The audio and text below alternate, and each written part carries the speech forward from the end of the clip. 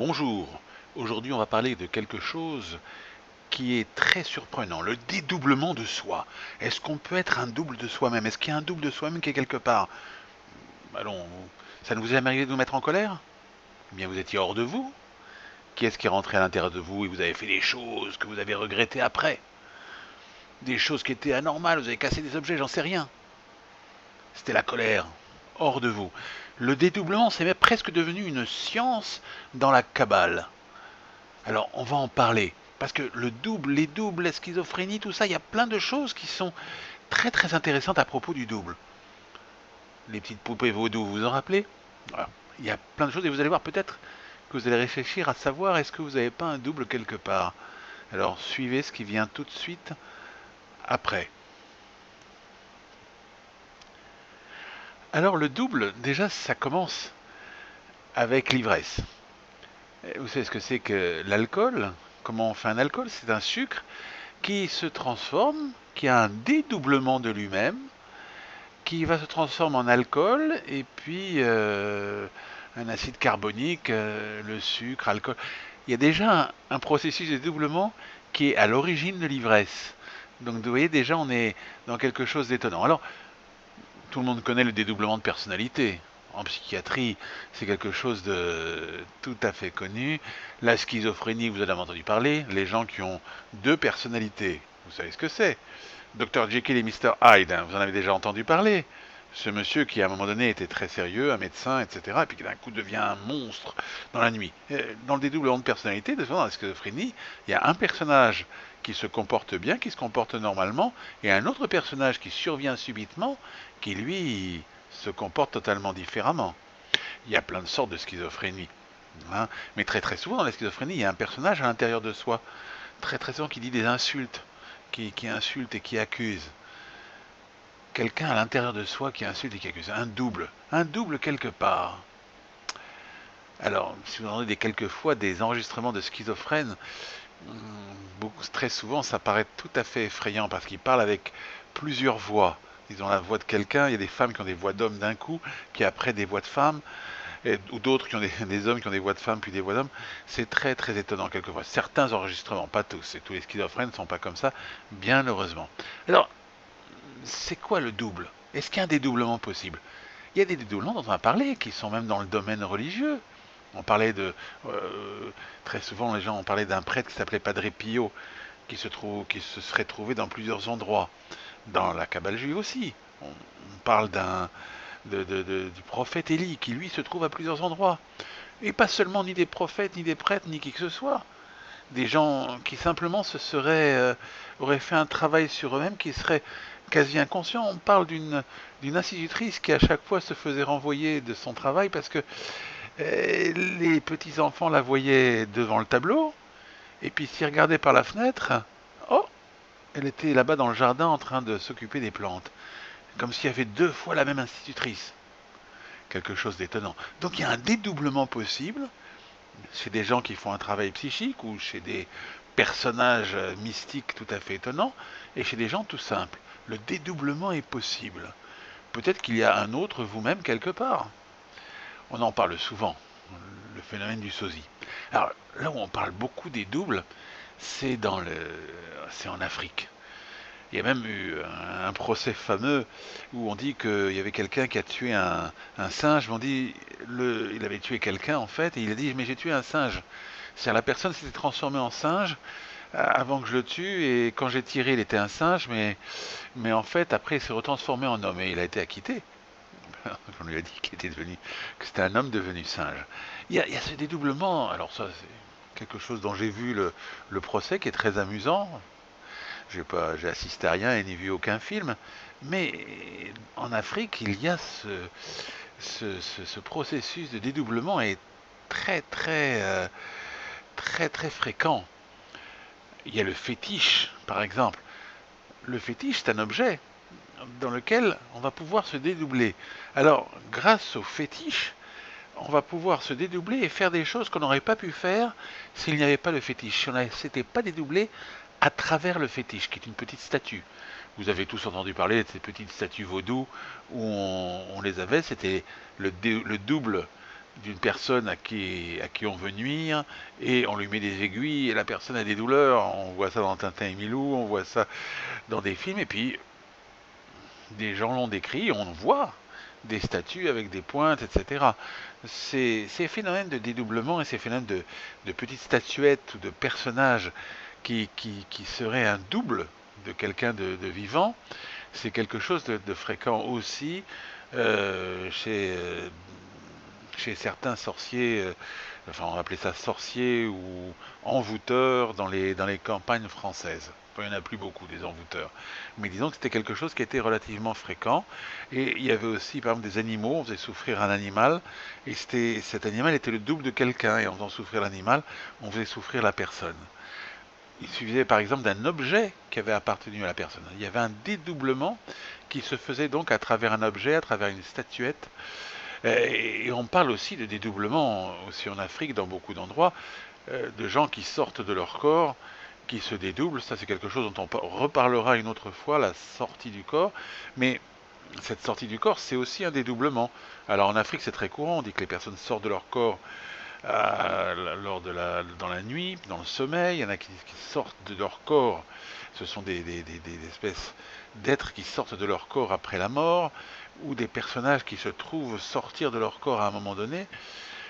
On en reparlera. Cette sortie du corps, c'est quelque chose qui est à la fois un dédoublement, mais c'est soi-même qui sort. Il n'y a pas vraiment un double. Certains parlent d'un double, mais c'est pas vraiment un double. C'est-à-dire on pourrait penser que c'est soi-même qui sort du corps dans ces expériences, on va pas appeler ça mystique, mais expériences psychiques. Alors là où le double devient vraiment une science, c'est dans la Kabbale juive. En effet, bon, il y a des doubles qui sont plutôt, plutôt maléfiques, comme dans le Dibouk, lorsqu'il y a un personnage qui rentre dans quelqu'un d'autre, et là la personne a vraiment deux personnages en train d'elle, à l'intérieur d'elle, c'est-à-dire qu'elle est vraiment comme un schizophrène, c'est-à-dire qu'il y a quelqu'un à l'intérieur d'elle, et des fois elle parle comme la personne qui l'habite, et des fois elle parle comme elle-même. Et il y a des processus de comment on fait sortir ce fameux Dibouk. Mais le Dibouk, c'est quelque chose de particulier, et on en reparlera peut-être dans une autre, dans une autre vidéo. Il y a aussi le hibour. Ça, c'est plus intéressant parce que c'est moins maléfique.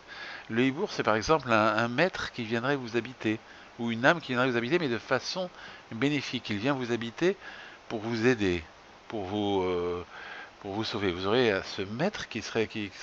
Et les kabbalistes disent que dans leurs livres, quand on étudie leurs livres, alors leurs lèvres bougent dans la tombe, et puis ils viennent, et c'est écrit ainsi dans un des livres principaux de Kabbale, le maître vient lui-même, ils expliquent le processus de sa venue, et il vient vous aider dans une étude du texte kabbalistique ou du texte de quelconque que vous êtes en train d'étudier. Le maître vient lui-même, et ça s'appelle, il y a cette espèce d'idée de hibour.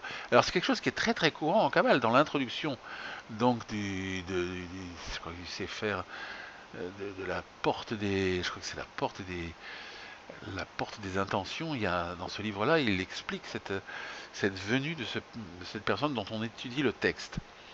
Alors, c'est quelque chose de très courant. Et les kabbalistes utilisaient ça de façon courante. Et des grands maîtres l'ont utilisé alors qu'ils n'étaient peut-être même pas des kabbalistes. Et on voit par exemple que ceux qui ont écrit les livres de loi euh, ont, fait un, ont fait un travail qui aurait pu être fait seulement par un ordinateur, parce que ils ont pu, lorsqu'ils ont fait les textes de loi, c'est-à-dire qu'ils ont pris des textes talmudiques, des textes mishnahïques qui étaient très divers, des fois, quelquefois des allusions qui se trouvaient dans des textes, etc. Ils les ont tous réunis, ils ont trouvé partout où se trouvait l'allusion, partout où se trouvait le texte, et ils sont arrivés à réunir tout ça pour faire un texte de loi. D'ailleurs, la Mishnah, qui est le premier texte du Talmud, qui est un texte essentiel, et on s'appelle Mishnah, et c'est un double de Mishnah, déjà ça veut dire double en soi, et c'est un double de la Neshama, Neshama en hébreu qui veut dire l'âme. Donc le texte de la Mishnah, qui est un texte qui peut paraître étrange parce qu'il parle de loi, il parle de choses très très qui peuvent avoir un aspect aussi très très mystique, eh bien c'est quelque chose qui serait un double de l'âme. Certains d'ailleurs, certains auteurs, certains kabbalistes sont appelés du nom de leur livre. Le maître des colonnes, El-Balatourim, maître des colonnes, a écrit un livre de loi qui est très très étrange. Il a écrit aussi des livres où il fait des correspondances entre plein de passages qui se trouvent un peu partout. Et on a l'impression qu'un ordinateur a fait ça. Il donne de façon détaillée. Alors, on va dire, il connaissait tout par cœur, d'accord. C'est plus, ça marche quand c'est seulement, par exemple, le texte de la Bible. Quand après, il y a des endroits qui se trouvent dans le Talmud qui est énorme, etc. C'est quand même plus difficile. Bon, on pourrait penser que quelqu'un connaît tout par cœur et que, un petit peu comme les gens qui sont aspergés, etc., les autistes aspergés, il aurait une connaissance tellement extraordinaire qu'il aurait pu écrire. Mais il s'avère que beaucoup d'entre eux ont parlé d'avoir un double. On dit qu'ils avaient un double. Yosef Karo avait un double duquel il parle même clairement puisqu'il a écrit un livre qui sont ses conversations avec son double. Magid Mesharim, ça s'appelle. Magid, ça veut dire quelqu'un qui raconte, quelqu'un avec qui on dit. Donc on va discuter, on va avoir une histoire. Donc il a eu un double qui lui a donné beaucoup de secrets. Il a un livre des conversations avec ce double. Vous avez le Maïmonide, qui était à la fois un médecin très très rationnel, mais il a appelé son livre Mishneh Torah, comme un dédoublement de la Torah, comme s'il y avait un double qui lui avait parlé. Ce qu'il a fait, ce qu'il a écrit, euh, on a, on a l'impression qu'il faudrait être un ordinateur pour l'avoir écrit. C'est exactement pareil, le maître Lutzato lui parle carrément de son double et il explique comment il a le double et quelle est l'importance d'avoir un double. Et donc celui dont on parlait tout à l'heure, tout cela avait ce double, un double qui leur révèle des secrets. Comme s'il y avait un niveau dans la mystique du kabbaliste, où à un moment, pour pouvoir, si vous voulez, complètement se réaliser, il faut avoir un aide. Et cet aide ne peut pas être à un certain niveau, ne peut pas être le professeur habituel, il faut que ce soit votre propre double. Un double, est-ce que ce double c'est vous ou c'est quelqu'un d'autre? C'est un double de vous-même, on l'appelle le double. Donc le Mishneh, d'accord?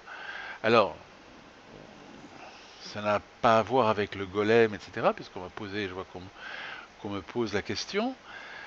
Et ça, le golem, c'est autre chose. C'est un être qui crée toute pièce.